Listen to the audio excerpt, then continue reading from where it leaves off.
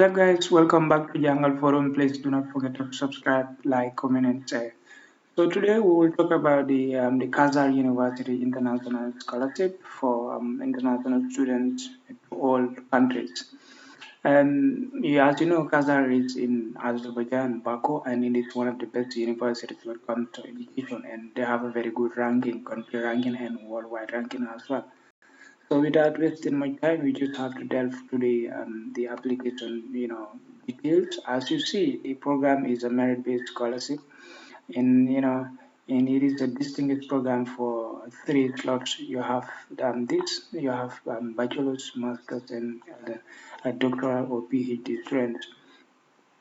And also, the aim of the university is to encourage and support candidates with excellent academic performance from all over the country, sorry, from all over the world to study at Khazar University. It is a private university and is one of the leading universities in this country, Azerbaijan. And the university offers a higher education quality in English language, so you don't have to have problem when it comes to like what mode of language will it be. So it's going to be English. In Khazar University Merit Scholarship, this is what it covers. It covers 75%, it covers 50% or 25% of the tuition fee on a competitive basis. So here, initially awarded for 1 year, the scholarship is subject to prolongation for the next academic year, depending on the academic performance of the student.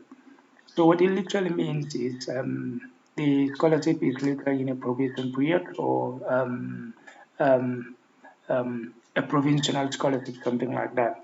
Whereas if you did very well in your first year, so the scholarship will continue. But if you didn't do or otherwise, you know, the panelists or the eligible or the authorities will just try to see what to do with it. So if you're given the scholarship, you just have to work harder and in order to maintain your GPA. If not, your scholarship might be terminated or it will not be continued. And if you want to apply, these are the procedures. As it indicates here, please visit how to apply to check the admission requirements and application procedures. So I'm just going to click here.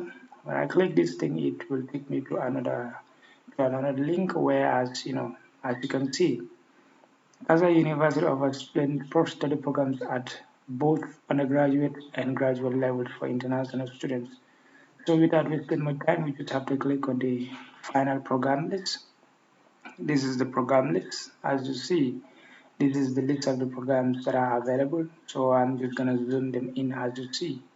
So this is the application deadline for application early bird. That's 15 May 2022. Final decision or final deadline sorry is 15 June 2022. International admission for academic year 2022 to 2023. So these are the program for bachelor students. You have BS Civil Engineering to PS Bachelors in Psychology. So, and also for master's program, it starts with clinical psychology and to MS Finance or Financial Management. And also for PhD programs, you have analysis and fundamental analysis, biochemistry, computer science, and also you have world literature. So this is the QR code. If you want to apply, you can just scan this. It will take you to the details where you just have to, yeah. So we just have to go back and I will see you, show you some of the things that are available. So at this stage here, applications are submitted directly to International Affairs Office and should be sent either to Khazar, sorry, at admission@khazar.org who post by along with required documents.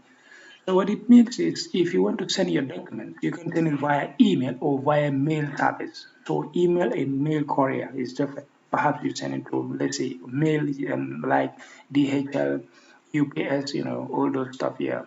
If you want to send it via email, you use your personal Gmail account, your Yahoo or whatever. You send it to them with a complete application form accompanied by your school documents. And also, when you send in this thing via email, it has a what subject line. It has what we call a subject line. So in your email, you have subject line on top after the address of the person you're sending the email to. It has the name after this, like this. For instance, is your name, if your name is, let's say, whatsoever, you just write your name, underscore Khazar International Admission 2022 to 2023, and you're good.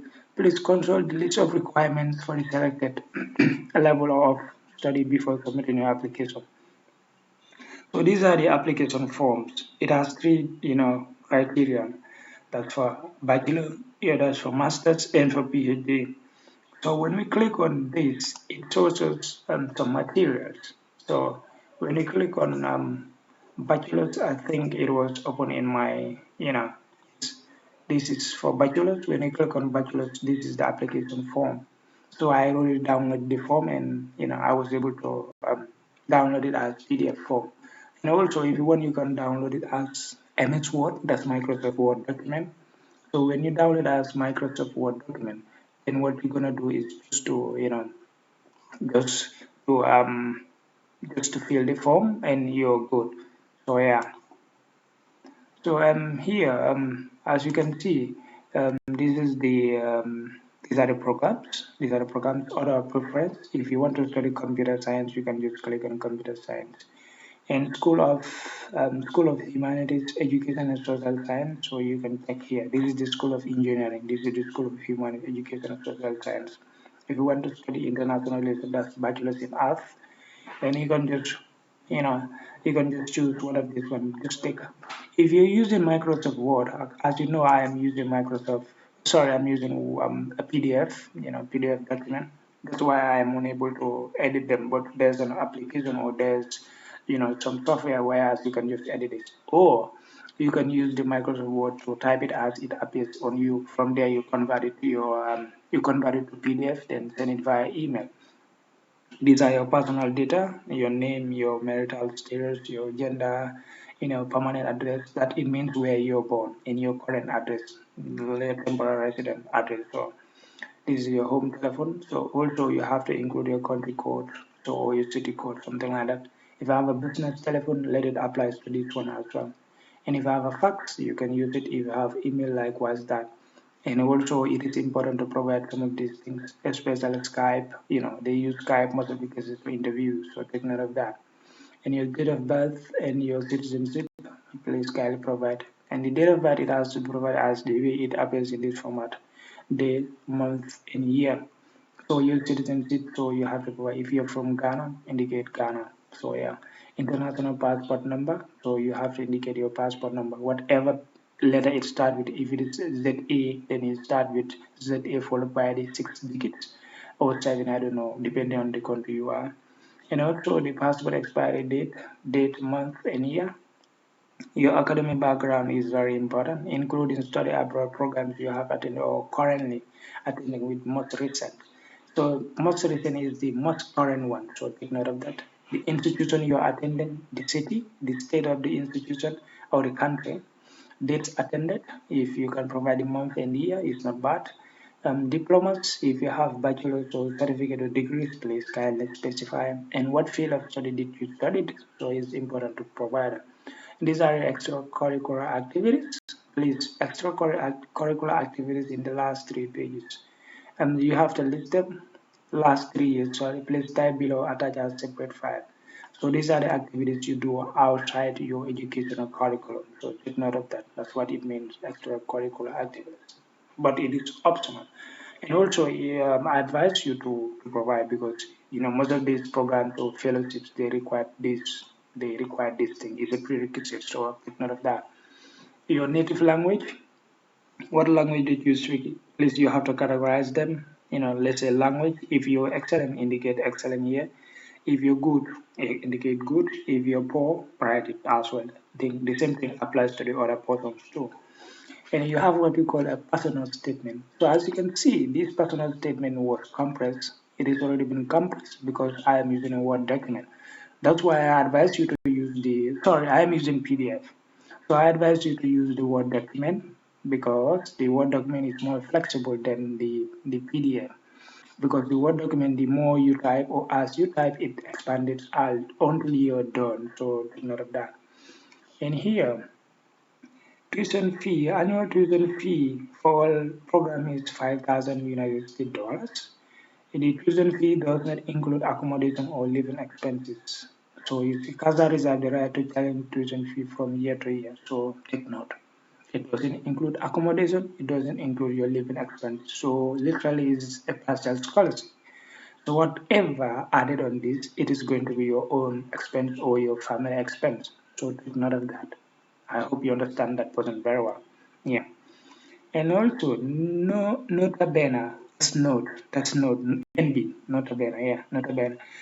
And before commencing the study at Khazar, an international student must pay the application fee and at least 1 year's tuition fee, less scholarship if applicable.